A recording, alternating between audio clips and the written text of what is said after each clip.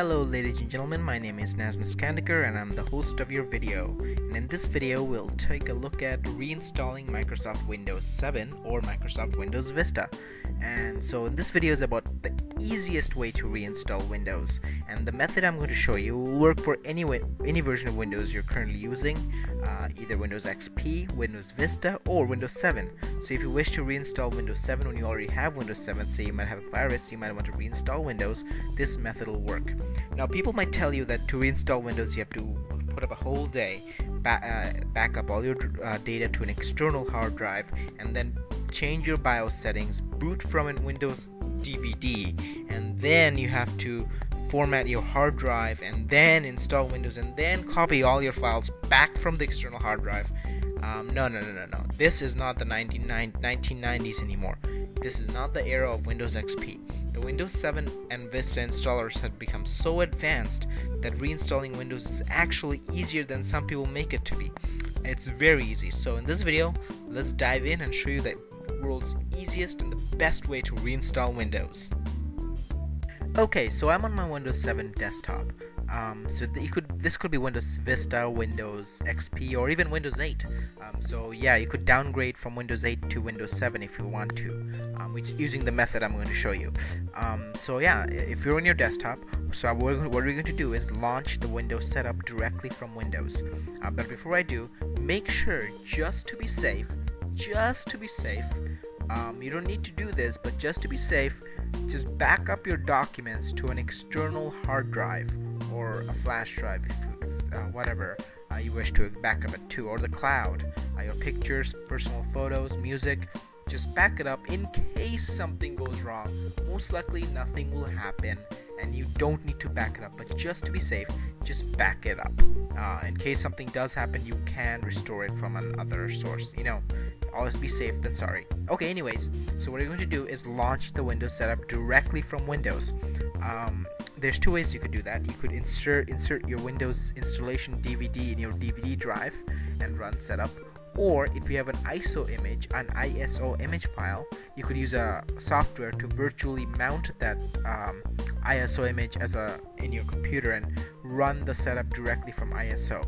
So yes, you can install this from an ISO file. You don't need to burn it to a CD or a DVD. I have tested it and it works. I've tested it multiple times and it works. But I have a Windows 7 installation DVD, Windows 7 Home Premium 64-bit. Okay, so I have inserted my Windows 7 Home Premium DVD in my DVD drive, and when you do that, when you mount an ISO, you might see a auto run pop up. If it does come up, just click run setup.exe. If it does not, we could go to my computer, we're going to start, or my computer, and if you're on Windows 8, there is no start button, so we go to the libraries folder and click computer from here. So when we are in my computer folder, you'll see the Windows 7 setup icon on your DVD drive, or Windows Vista if you have Vista. So all you need to do is right click and click open, and then we'll need to double click the setup.exe icon. This is setup. You'll have the Windows installation logo. So all you do is double click setup, and we'll have a pop-up warning. Make sure you're running and installing from an administrator account, and then click yes. So Windows 7 or Windows Vista installation dialog box should pop up. If it asks you to choose a language, do so. I chose English, and then keyboard layout and the country, and click next. And now you should have the install now dialog box. Just click install now, and we're off we go. It's a setup is starting. Wait for it to start. This will take the time it takes will depend on how fast your CD or DVD drive is. Okay, so it's asking me whether I want to get updates for the installation. I always recommend that you get the latest updates, so in case there's a bug, the update should patch it up. So I recommend you click that. I also like to send Microsoft anonymous data so they could improve the install experience, so I'll check that. You don't have to do that. So we'll get the update. It's searching for the update. It downloaded the latest update. Now it's going to restart.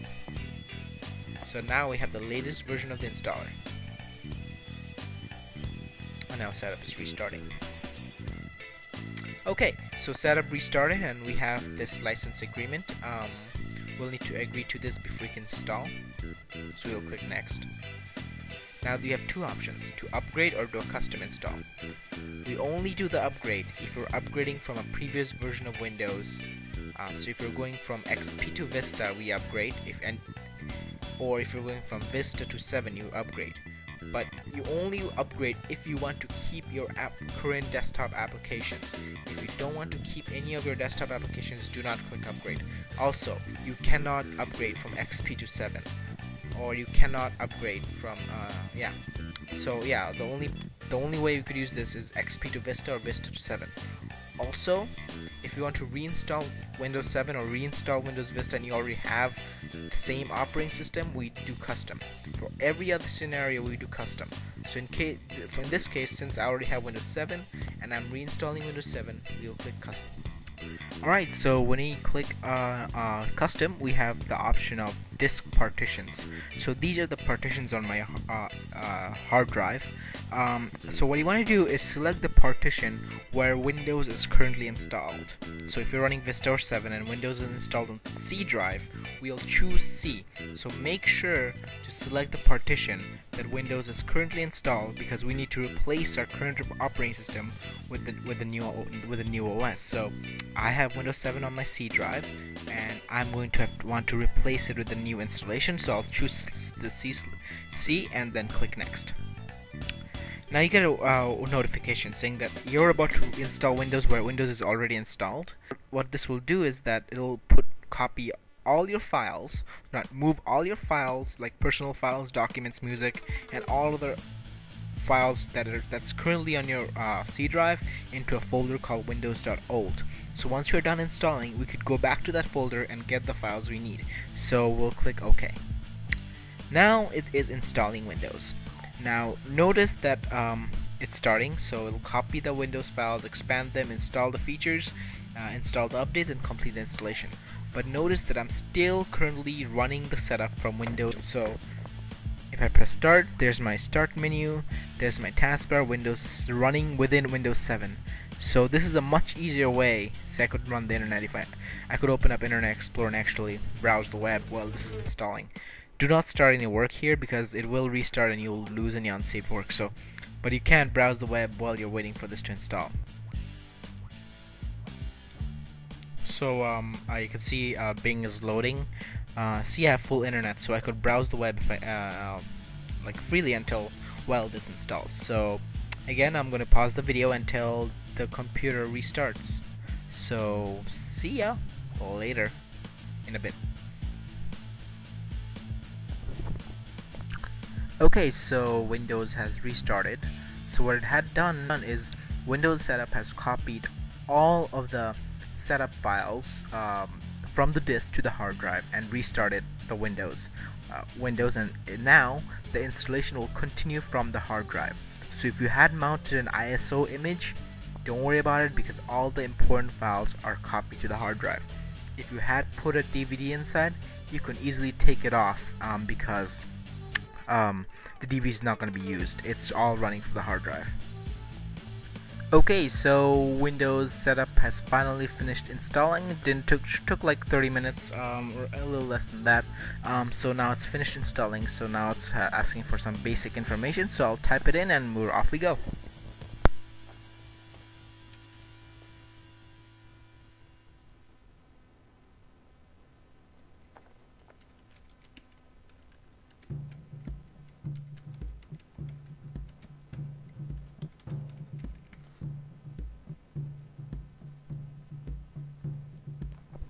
I always recommend installing the latest updates, so we'll choose the recommended settings.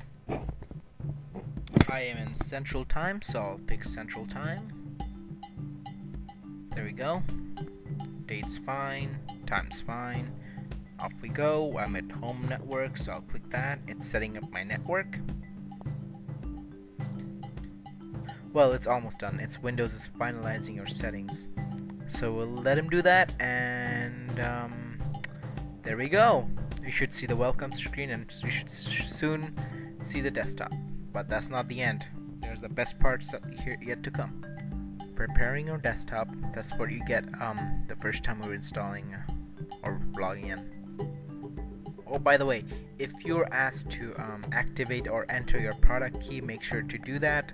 If your product key came with your computer, it might have automatically activated it, or if it doesn't and asks for the key, it should be underneath your computer. So yeah, for more information on product key, go to Microsoft.com.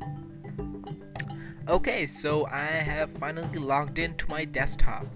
As you might see, my resolution is much lower than it was before, and my arrow glass is gone, and that's because when it is a fresh install of Windows and I have to reinstall all my drivers.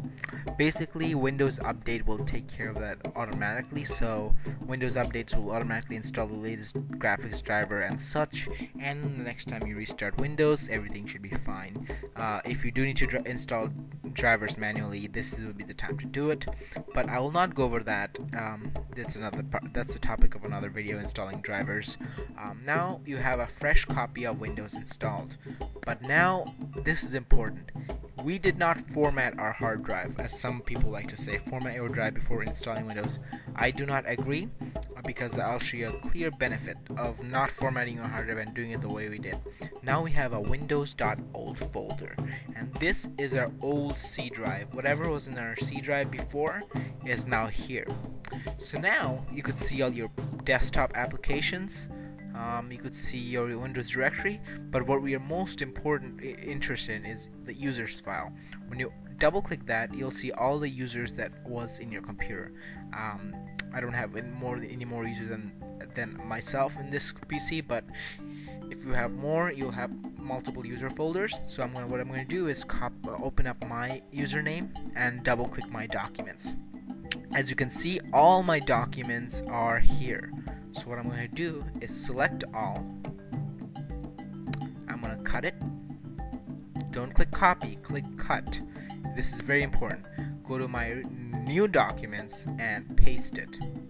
And the reason is the process is instant. When you copy it, it's going to show you a copy dialog box. It's going to take if your files are more than gig, it's going to take a long time if you don't have a fast hard drive. But if you cut it, regardless of the size of your files, if you have hundreds of videos and music, it's going to be instant. So I'm going to go back. This is my documents now empty.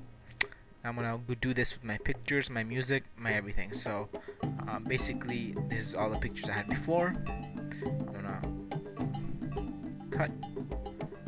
Put this in my pictures. Paste. So basically, as you can see, it's an instant process. So I recommend you recreate all the users you had, and then cut and paste all the user documents. So now all your personal files are here, and you're good to go. All my documents, music, and pictures are there as if nothing happened. You will need to reinstall your desktop apps, but that shouldn't be that bad. So one more important thing I want to go over is that if you finish, once you're finished cutting and pasting all the files, we don't want this old Windows folder to waste space, because this is going to waste a lot of space, especially if you had a lot of programs before. So we need to get rid of this. But I want to let you know that you cannot delete this folder. It won't let you delete it. And if we try, errors could occur. So here's the proper way to delete this windows.old folder. So click to delete the windows.old folder, we open up all programs, and then we click accessories, and then we click system tools, and there's disk cleanup. We could have also typed in disk cleanup, DIS, and then there it is. Once you click that, let it load. Okay, so once this opens up, we need to select cleanup system files. So now it might ask you for your password. If so, then give it to it, and then it'll start relaunching. So we'll wait till this is done. Okay, so once this loads, we should see lots of options. what I would do is check. You could check the other ones if you want, but what I would do is check the previous Windows installation folder. So I had 11.9 gigabytes, but I didn't have any other software installed. So if you had like Office or Photoshop, you'd have way more gigabytes. Sometimes I have like 40 gigs or 50 or 60. If I have games, I have 100 gigs of stuff in there. So what you need to do, once you have cut and paste everything, make sure you have cut and paste everything. You select it and click OK, and this will permanently delete that windows.old folder. So don't manually delete it, but use this method and you'll be fine. So yep. Again, this is way better than formatting your hard drive. It's formatting and booting from the disk. It's faster, it's safer, you don't need to burn an ISO. You could directly from an ISO. Just let Windows Update install your drivers and you should be good to go. So so there's my video on the easiest way to reinstall Windows.